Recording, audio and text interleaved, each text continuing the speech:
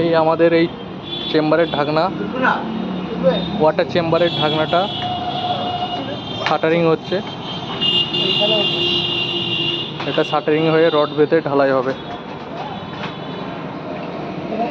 এই আমাদের বিশ্বজিৎ দা, তাপস দা।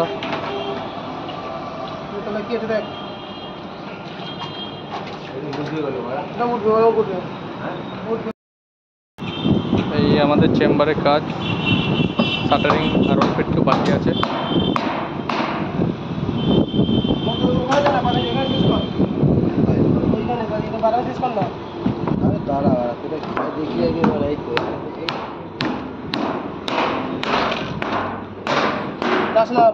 মোড়া 5 আছে, মোড়া 5 বিশ্ব, মোড়া 5, মোড়া 5।